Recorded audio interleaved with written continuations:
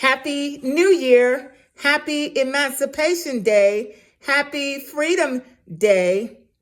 Because on January 1st, Abraham Lincoln signed the Emancipation Proclamation that he wrote in September 1862 that spawned the Watch Night that had all the churches and all the town halls praying that he would sign this emancipation. That is what New Year's was all about. Watch night. But we have gone away from that and tend to forget that because it was never told to us in history.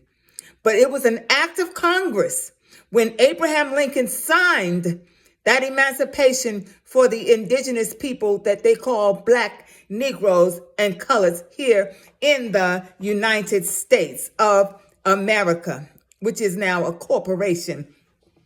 But I want to tell you that it cost him his life.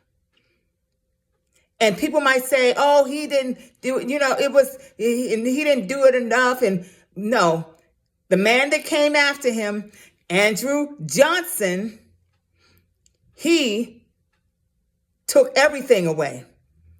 And he allowed the Klansmen to come in, and he allowed all kinds of things to happen in order for his legacy to be ruined. But he did, and it was an act of Congress.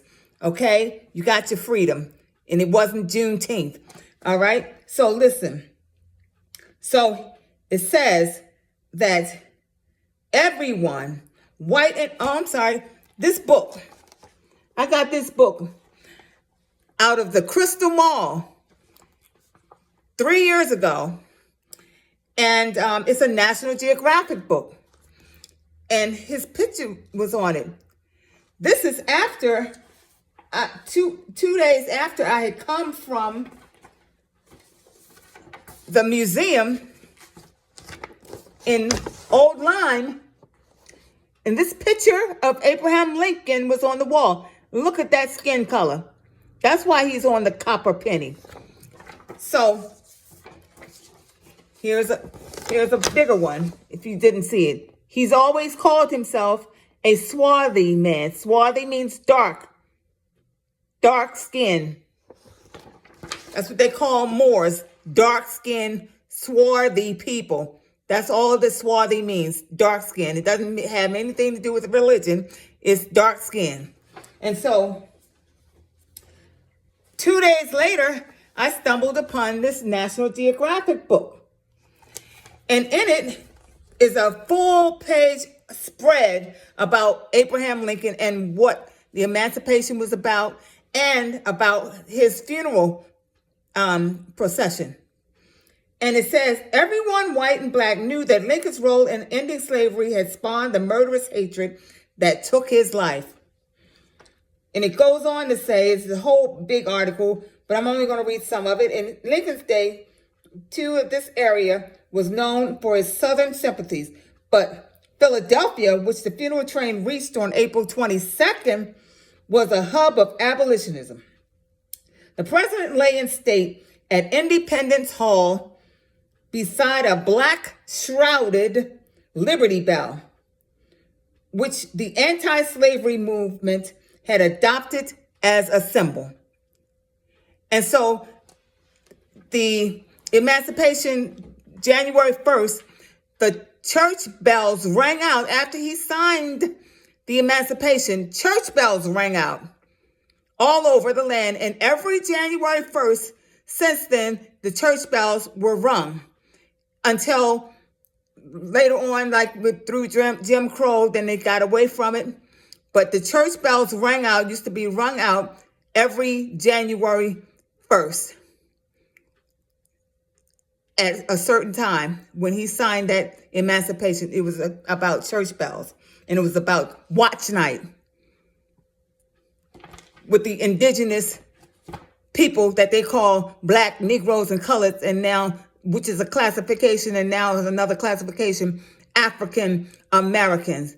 But African means it means the Holy Land.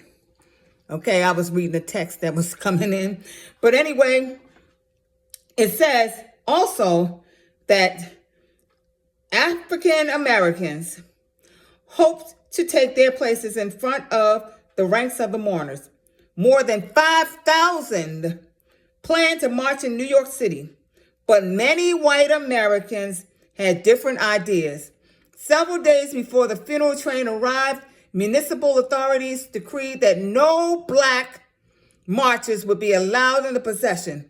Edwin Stanton, the Secretary of War, sent a furious telegram from Washington overruling the ban, but the intimidation had worked. The vast parade down Broadway on April 24th included Irishmen by the thousands, German marching bands, Italian social clubs, Roman Catholic priests, and Jewish rabbis, as well as special delegations of bakery employees, cigar makers, Freemasons, Glee Club members, and temperance activists. A couple of hundred African Americans brought up the very rear. A couple of hundred out of 5,000 that wanted to start off marching.